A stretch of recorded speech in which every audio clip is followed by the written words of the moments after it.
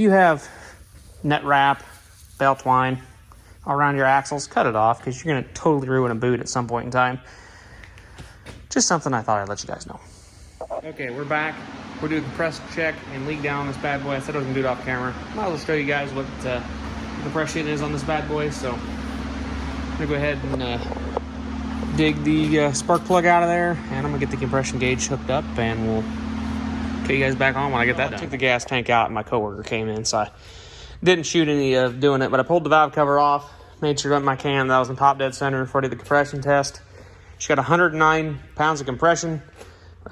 This is a decompression relief, so 100 pounds, 110 pounds almost compression with decompression release is good. And I was amazed with the leak down on this motor. I threw the leak down tester on it, got top dead center. I had 1% leakage. Put 75 pounds in it. I put 50 pounds all the way up to 100, and I kept within 1 pound difference. So at 100, it's less than 1% leak down, which is nuts. I'm really happy with that. So I'm gonna go ahead and throw the valve cover back on, torque it down. Then I think I'm gonna go ahead and throw you guys back up on the tripod there, and I'm gonna pop these wheels off because I want to check out brakes and some rotors, see what they look like. I also have some XP 1000 14-inch wheels out here that I'm curious what they'll look like on this. So I'm gonna go ahead and throw them on the back and the front, just see how they fit. I don't even know if they'll fit. That's the question. I don't think the fronts will fit without spacers. That's a common issue with these. It'll end up keeping these steelies for a while, but maybe someday if I clean it up, paint the plastic, do something fancy with it, I might put nice wheels on it. We'll see. So yeah, I'm gonna go ahead and throw you guys back up in the tripod there and keep on trucking along. Gotta hope that this valve cover does not leak out. Actually, it was pretty nice looking on the inside of this engine as well. I was pretty impressed with how clean it is. Yes, I'm reusing the gasket. Sue me. They're a nice gasket. I have to look at the torque spec on these fellows though, because I'm not 100% certain what the torque spec is on these T40s. Torques bolts. And I gotta take my torque wrench out. It's in the other box. What's going on here? Hello? There you go. I also noticed I do not have a battery strap. Hold the battery on. So I'm kind of impressed that the prop shaft has not chewed a hole into the battery. Especially there's a rock wedged behind it, so it's over about a half an inch from where it's supposed to be. So that's grand. That's incredibly grand. So gotta go ahead and grab my torque wrench and run over the computer real quick, get a torque spec.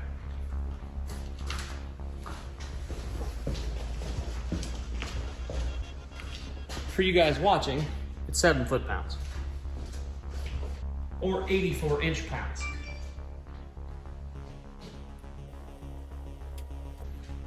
And unfortunately, I don't have a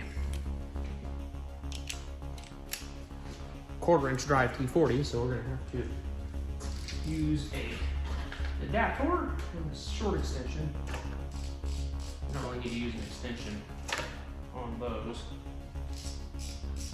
I'm gonna go ahead and center down pretty nice. That's just the one down there, which I probably actually can get away with without it.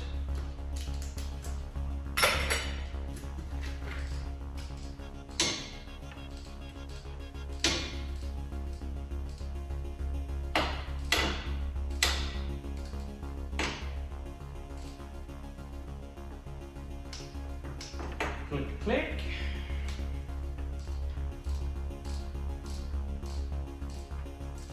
Not very tight at all.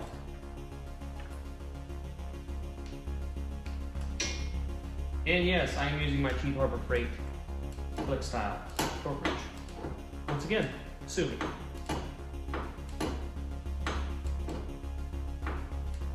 I need to have it retested though.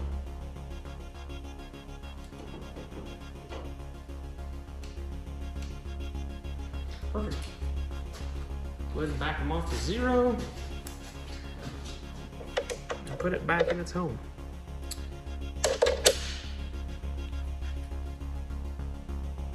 You don't want to back past 0, and you want to always zero your torque wrenches out. Okay, so that stuff's back on there. I'm going to throw the spark plug wire back on just for time being. I don't think I'm going to throw the fuel tank back on yet, so I can pull the battery out. I may end up pushing it outside, taking it over to the pressure washer with the forklift, if it's going to be decent. Because I think it's supposed to be chilly, so I still want to blow out underneath by the transmission and stuff, because there's a bunch of spots that I missed when I washed it the first time, because you can't see everything. So I'd like to do that. Yeah, probably take the airbox out too, maybe, and wash it out because it's pretty oil filled. Okay, so now I will re-pull the clutch off again, and then I'm gonna start pull the tires off, I think, and get them out, and we'll inspect brake pads and whatnot and see. Oh, look, more awesome net wrap. So yeah, I'm gonna go ahead and do that. We'll grab the clutch tool. I really need to pick one of these up so I can take the clutch off my Ace and this. We're gonna take that apart in one of the videos too, so we'll get that all nice and inspected so we can see what it needs. Actually, I don't want to put that up. I need to grab my socket here. 14mm both these wheels off. That's a Carlisle Versatrail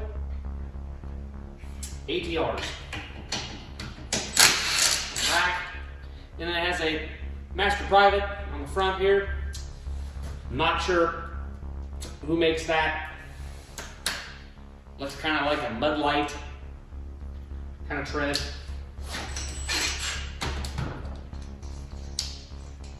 And then there's a Carlisle AT 489 on the other side.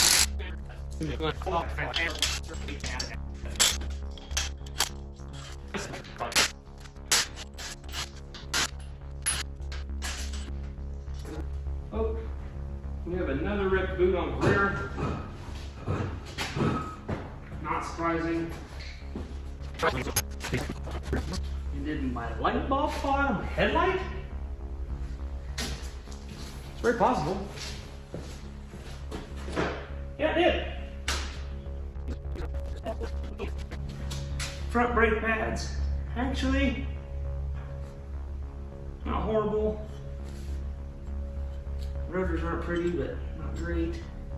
Or not bad, I mean. This bearing has a net wrap in it, so it'll have to be taken apart, cleaned out. This side, brake pads are not horrible, and the rotors seem to be in okay shape. This brake back here on this side is fantastic, means it only has one brake on the rear and it's not on that side. Rear brake could use a set of rear brake pads. They are almost non-existent. In fact, rotors feel really good though. I'm really slightly impressed with this machine. The bump stops on this rear shock are gone. Could definitely probably use a set of shocks. Probably getting close to that in its life. Exhaust shield sound fantastic though. Definitely got a bunch of net wrapped around that one too, so hubs are gonna have to come off just to inspect, make sure there's not any net wrap. wrapped around them and aren't full of crap. So I'm gonna go out and grab these 2 of those XP tires and we'll see how they fit. All right, obviously this is on the fact going the wrong direction, but this is just for fitment testing purposes. Ooh, she could definitely use a spacer, but I think it would work. I don't think it looked too bad. Let's go ahead and throw some lug nuts on it. Go ahead and grab the other rear, bring that in. Okay, so apparently both XP rear tires are flat as a pancake. But we're gonna throw it on there just for looks. Just to see.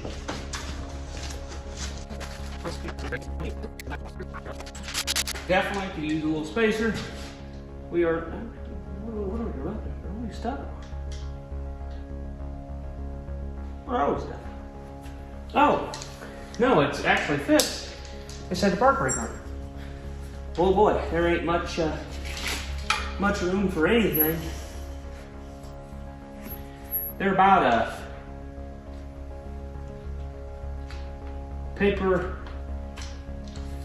about a 1/16 to an 1/8 inch away from the tie rod boot, which is actually got ice in it. Stuck in that way a little bit from the wheel, but that fits. I like it. I think 27s would look fantabulous on this. One thing to check to make sure it's actually flush against the hub, and this one happens to be. Ooh, she's a tight around the rear. It's actually not bad. Way more room than the front. I also want to put a 2-inch lift on this, because why not? A 2-inch lift is are dirt cheap. I also don't like my back axles, so putting a 2-inch lift on it would definitely tell my rear axle I don't like them. And they can break more often. Or you can overextend it and they will pop out. I like that. They're 27s, 2711 14s in the rear, and then 27.9 14s in the front. These are just the Maxxis, what are they? I should know them by name. Just to the simple fact that they come on from the factory. They're 6-ply, I think. Yeah, 6-ply from the factory. These are the MU52 or MU52 ones, the 521s, the MU521s Maxxis. They're the stock tires that come on the XP. These are just the stock aluminum wheels too. I'm gonna see if I can't get them bought for a good price, and they'll just definitely improve the look of this machine, even though it's still going to be sage green at the end of the day. But we might fix that in the future. But yeah, so I'm gonna go ahead and pull these back off real quick, throw you guys back up on the tripod there, and we will start ripping the rear fender off so we can dig into this a little more.